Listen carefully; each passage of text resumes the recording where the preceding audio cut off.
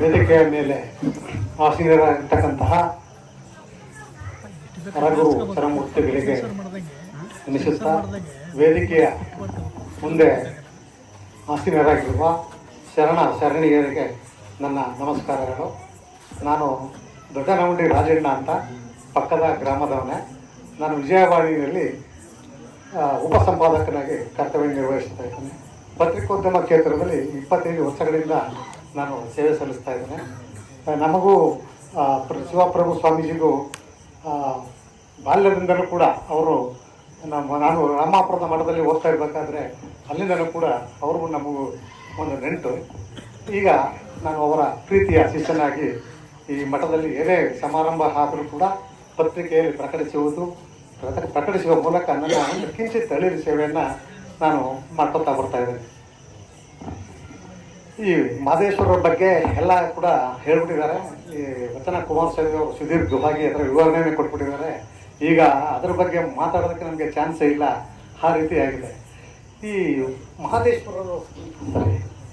ಮಹದೇಶ್ವರರು ಈ ಭಾಗಕ್ಕೆ ಬರದೇ ಇದ್ದರೆ ನಮ್ಮ ಒಂದು ಲಿಂಗಾಯತ ಪರಂಪರೆ ಅಥವಾ ವೀರಶೈವ ಪರಂಪರೆ ಇದರಲ್ಲಿ ಈಗಲೂ ಕೂಡ ಮೌಢ್ಯ ತುಂಬಿ ತುಳುಕ್ತಾ ಇತ್ತು ಅಂತ ಹೇಳಿದ್ರೆ ತಪ್ಪಾಗಲಾರದು.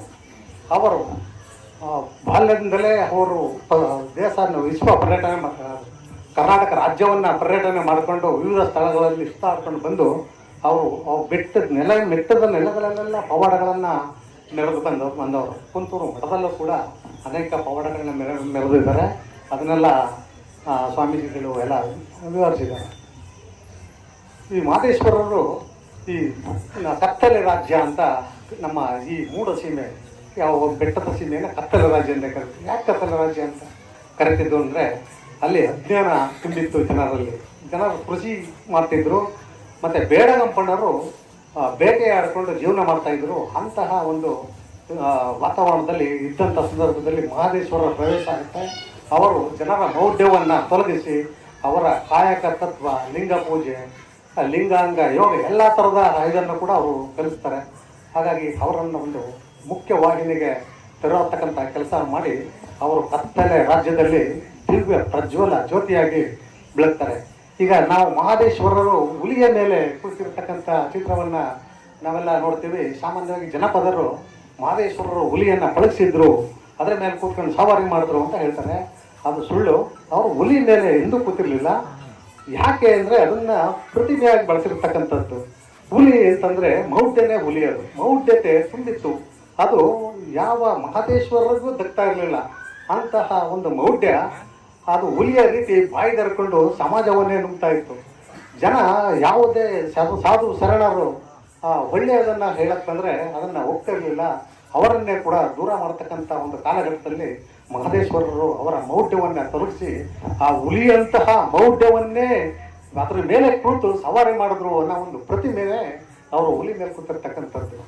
ಹಾಗಾಗಿ ಮಹದೇಶ್ವರರ ಬಗ್ಗೆ ಹೇಳಿ ನಾವು ವಿಜಯವಾಣಿಯಲ್ಲಿ ಮಾಯಿಕಾರ ಮಹಾದೇವ ಅಂತ ಒಂದು ಸಂಚಿಕೆ ಮಾಡೋದು, ಅದು ಬುಕ್ ಆಫ್ ಲಿಮ್ಕಾದಲ್ಲಿ ದಾಖಲಾಗಿದೆ. ಅದರಲ್ಲಿ ನಾನು ಕೂಡ 4 ಲೇಖನಗಳನ್ನು ಬರೆದಿದ್ದೆ. ಅದು ಕುಂತೂರು ಮಠದ ಬಗ್ಗೆಯೂ ಕೂಡ ಅದರ ಒಂದು ಲೇಖನ ಇರತಕ್ಕಂಥದ್ದು ಹೆಮ್ಮೆಯ ವಿಷಯ. ಮಹದೇಶ್ವರರ ಬಗ್ಗೆ ಹೇಳ್ತಾ ಹೋದರೆ 1-2 ದಿನ ಆದರೂ ಸಾಕಾಗಲ್ಲ, ಅಷ್ಟು ಕಥೆಗಳಿವೆ, ಅವರ ವಿಚಾರಗಳು ಅಷ್ಟಿವೆ. ಹಾಗಾಗಿ ನನಗೆ ಇಲ್ಲಿ ಒಂದಷ್ಟು ಮಾತಾಡೋಕ್ಕೆ ಅವಕಾಶ ಮಾಡಿಕೊಟ್ಟಂಥ ನಮ್ಮ ಶಿವಪ್ರಭು ಸ್ವಾಮೀಜಿಯವರಿಗೆ ಮತ್ತು ವಂದಿಸ್ತಾ ನನ್ನ ಒಂದು 2 ಮಾತನ್ನು ಮುಗಿಸ್ತಾ ಇದ್ದೀನಿ. ನಮಸ್ಕಾರ. ಜನರಲ್ಲಿನ ಮೌಢ್ಯತೆ, ಅಜ್ಞಾನ, ಅಂಧಕಾರವನ್ನು ತೊಲಗಿಸಿ ಸುಜ್ಞಾನವನ್ನು ಬಿತ್ತಿದ ಶ್ರೀ ಮಲೆಮಹಂತೇಶ್ವರರ ಬಗ್ಗೆ ತಿಳಿಸಿಕೊಟ್ಟಂತಹ ದೊಡ್ಡನುಂಡಿ ಶ್ರೀಯುತ ರಾಜಣ್ಣನವರಿಗೆ ಹೃತ್ಪೂರ್ವಕ ಧನ್ಯವಾದಗಳು. ಈಗ ಆರ್ಗ್ಯಾನಿಕ್ ಸಾವಯವ ಕೃಷಿಯಲ್ಲಿ ಒಂದಷ್ಟು ಸಾಧನೆಯನ್ನು ಮಾಡಿದಂತಹ ಶ್ರೀಯುತ ಮಹೇಂದ್ರ ಕುಮಾರ್ ಅವರು ಒಂದೆರಡು ಮಾತುಗಳನ್ನು ಆಡಬೇಕು. ವೇದಿಕೆ ಮೇಲೆ ನಿಲ್ಲತಕ್ಕಂಥ ಹರಗುರು ಚರಮೂರ್ತಿಗಳ ಪಾದಕಮಲಗಳಲ್ಲಿ ನನ್ನ ನಮನಗಳನ್ನು ಸಲ್ಲಿಸ್ತಾ, ಹಾಗೆ ಎಲ್ಲ ಶರಣಾಗತಗಳಿಗೂ ನನ್ನ ನಮಸ್ಕಾರ. ಈಗಾಗಲೇ ಎಲ್ಲರೂ ಹಿರಿಯರು ಪೂಜ್ಯರು ಮಹದೇಶ್ವರರ ಬಗ್ಗೆ, ನಮ್ಮ ಶ್ರಾವಣ ಮಾಸದ ಪೂಜೆಗಳ ಬಗ್ಗೆ, ಹಿರಿಯರ ಬಗ್ಗೆ ಎಲ್ಲ ಹೇಳಿದ್ದಾರೆ. ನಾನು ಏನೋ ಕಿರಿಯ ಅದ್ರ ಬಗ್ಗೆ ಹೇಳಲಿಕ್ಕೆ, ನಾನು ಏನಕ್ಕೆ ಇಲ್ಲಿ ಇವತ್ತು ನಿಂತಿದ್ದೀನಿ ಅಂತಂದ್ರೆ ನಾನೇನೋ ಸಾಧನೆ ಮಾಡಿದ್ದೀನಿ ಅಂತಲ್ಲ. ನಾವು ನಿಮ್ಗೆಲ್ಲ ಗೊತ್ತು, ಕಳೆದ 1 ವರ್ಷದಿಂದ ಅಥವಾ ಕೊರೋನಾ ಆದಮೇಲೆ ನಮ್ಮ ಆರೋಗ್ಯದ ಪರಿಸ್ಥಿತಿ ಹೇಗಾಗ್ತಾ ಇದೆ ಅಂತ. ನಾವು ತಿಂತಕ್ಕಂಥ ಆಹಾರ, ನಾವು ಬರ್ತಕ್ಕಂಥ ವಸ್ತುಗಳು ನಮ್ಮ ಮೇಲೆ ಎಷ್ಟು ಪರಿಣಾಮ ಬೀರ್ತಾ ಇದೆ ಅಂತ ತಮ್ಗೆಲ್ಲರಿಗೂ ಗೊತ್ತು. ತುಂಬಾ ಜನಕ್ಕೆ ಆಶ್ಚರ್ಯ ಇರ್ಬೋದು ಇವನೇನ್ ಮಾಡಿದಾನಪ್ಪ ಅಂತ. ನಾನು ಹೇಳೋದು ಒಂದೇನೆ, ನಾವಾದ ಸ್ವಾವಲಂಬಿಗಳಾಗಬೇಕು. ಹಿರಿಯರು ಅಥವಾ ಹಿಂದಿನ ಕಾಲದಲ್ಲೆಲ್ಲ ನೀವು ವ್ಯವಸಾಯ ಮಾಡಿ ಬಂದಿರೋರು, ವ್ಯವಸಾಯ ಮಾಡ್ಬೇಕಾದ್ರೆ ಏನ್ ಮಾಡ್ತಾ ಇದ್ರಿ, ನಿಮಗೆ ಬೇಕಾಗಿರೋದನ್ನ ನೀವೇ ಮನೇಲಿ ಬೆಳ್ಕೊತಾ ಇದ್ರಿ. ಹುಳ್ಳಿ, ಹುಚ್ಚೆಳ್ಳು, ಎಳ್ಳು, ಜೋಳ, ಸೂರ್ಯಕಾಂತಿ, ಕಡಲೆಕಾಯಿ ನೀವೇ ಎಣ್ಣೆ ಮಾಡ್ಕೊತಿದ್ರಿ, ನೀವೇ ಬಳಸ್ತಾ ಇದ್ರಿ. ಅವರಿಗೆ ಎಲ್ಲಿಗೆ ಬಂದು ನಿಂತಿದ್ದೀವಿ ನಾವು ನೋಡಿ. ಏನೇ ಬೇಕಾದ್ರೂ ಪ್ರತಿ ಮನೆಗೆ ಹಳ್ಳಿಗಳಲ್ಲಿ ಚಿಕ್ಕ ಚಿಕ್ಕ ಹಳ್ಳಿಗಳಲ್ಲಿ ನಾವು ಹಾಲಿನ ಪ್ಯಾಕೆಟ್ ತಗೋತೀವಿ. ಪಕ್ಕದ ಮನೇಲಿ ಹಸು ಕರೀತಾ ಇರುತ್ತೆ, ಆ ಹಸುನ ಡೈರಿಗೆ ಹಾಕ್ತೀವಿ. ನಾವೇನ್ ಮಾಡ್ತೀವಿ, ಅಂಗಡಿಯಲ್ಲಿ ಹೋಗ್ಬಿಟ್ಟು ಹಾಲು ಪ್ಯಾಕೆಟ್ ತಗೊಂಡ್ಬರ್ತೀವಿ. ಎಷ್ಟು ನಾವುಗಳು ಏನೋ ಪರಾವಲಂಬಿಗಳಾಗ್ತಾ ಇದ್ದೀವಿ ಅನ್ನೋದನ್ನ ಯೋಚನೆ ಮಾಡಿ. ನಾವು ಏನಕ್ಕೆ ಇವತ್ತು ಹಿಂಗಿದ್ದೀವಿ ಅಂತ. ಹಳೆ ಕಾಲದಲ್ಲಿ ಎಲ್ಲರೂ ಎಷ್ಟೊತ್ತು ವರ್ಷ ಬದುಕ್ತಾ ಇದ್ರು, 100 ವರ್ಷ 110 ವರ್ಷ ಬದುಕ್ತಾ ಇದ್ರು. ಇವಾಗ ಎಲ್ಲಕ್ಕೆ ಬಂದು ನಿಂತೀವಿ ನಮ್ಮ ಸಮಾಜ ಅಂತಂದ್ರೆ ನಮ್ಮ ಲೈಫ್ ಸ್ಪ್ಯಾನ್ ಹೇಳ್ತೀವಿ ನಾವು ಏನೋ 60 ವರ್ಷ ಅಂತೀವಿ ಮನುಷ್ಯನ ಬದುಕೋದನ್ನ. ಸೊ ಅದಕ್ಕೆ ನಾನು ಹೇಳೋದು, ನಮ್ಮ ಜಮೀನಲ್ಲಿ ಸ್ವಲ್ಪ ಜಾಗನ ನಿಮ್ಗೆ ಅಂತ ಬೆಳೆಸ್ಕೊಳ್ಳಿ. ಏನ್ ಮಾಡಕ್ಕಾಗಲ್ಲ ಅದನ್ನ ಯೋಚನೆ ಮಾಡಿ ನೋಡಿ. ಇವಾಗ ಎಲ್ಲ ಆಶ್ಚರ್ಯ ಪಡ್ತಾವ್ರು. ನನ್ನ ತೋಟದಲ್ಲಿ 40ಕ್ಕಿಂತ ಜಾಸ್ತಿ ವಿಧವಾದ ಹಣ್ಣುಗಳು ಬೆಳೆದಿದ್ದೀನಿ, ತುಂಬಾ ಜನಕ್ಕೆ ಗೊತ್ತಿಲ್ಲ. ನಾನು ಬ್ಲಾಕ್ ಟರ್ಮರಿಕ್ ಬೆಳೀತಾ ಇದ್ದೀನಿ, ಕಪ್ಪು ಅರಿಶಿನ. ಈ ಭಾಗದಲ್ಲಿ ಯಾರು ನೋಡಿರ್ಲಿಕ್ಕಿಲ್ಲ ಅದನ್ನ.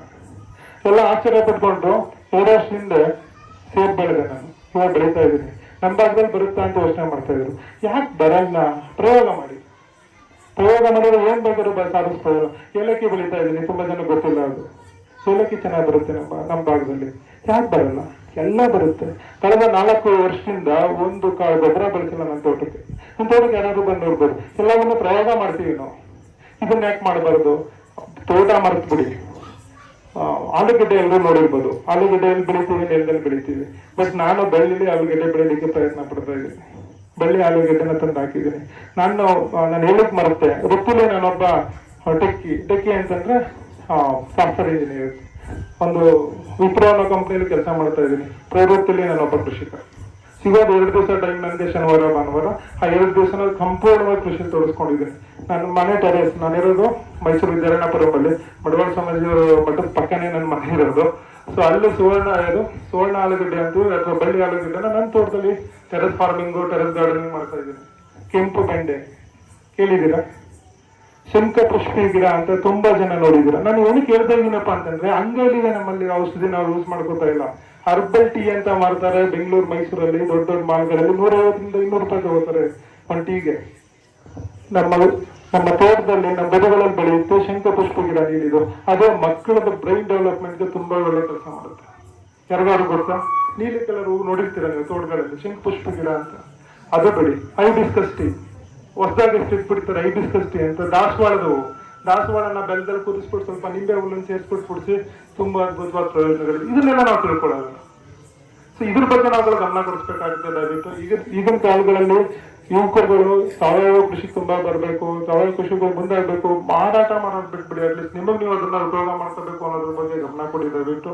ನಿಮ್ಮ ಉತ್ತಮವಾದ ಸಮಾಜಗಳನ್ನ ರೂಪಿಸ್ಕೊಳ್ಳಿಕ್ಕೋಸ್ಕರ ಅದ್ರ ಬಗ್ಗೆ ಗಮನ ಕೊಡಿ ಅಂತ ಕೇಳ್ಕೊಂಡು, ಈ ಒಂದು ಕಾರ್ಯಕ್ರಮದಲ್ಲಿ ನನಗೆ ಅವಕಾಶ ಮಾಡಿಕೊಡುತ್ತ ಗುರುಗಳಿಗೆ ವಂದಿಸ್ತಾ ನನ್ನ ಮಾತನ್ನ ಮುಗಿಸ್ತಾ ಇದ್ದೀನಿ. ರಾಸಾಯನಿಕಗಳನ್ನು ಬಳಸದೆ ಸಾವಯವ ಬೆಳೆಗಳಿಂದ ಆರೋಗ್ಯ ವೃದ್ಧಿಯಾಗುತ್ತದೆ ಎಂದು ತಿಳಿಸಿಕೊಟ್ಟ ಶ್ರೀ ಮಹೇಂದ್ರ ಕುಮಾರ್ ಅವರಿಗೆ ಧನ್ಯವಾದಗಳು. ಬಸವನ ಬೆಳಕೆ ಎಲ್ಲಾಡಿ ಬಂದೆ, ಭಾರತವೆಲ್ಲ ಸುತ್ತಾಡಿ ಬಂದೆ. ಬಸವನ ಬೆಳಕೆ ಎಲ್ಲಾಡಿ ಬಂದೆ, ಭಾರತವೆಲ್ಲ ಸುತ್ತಾಡಿ ಬಂದೆ.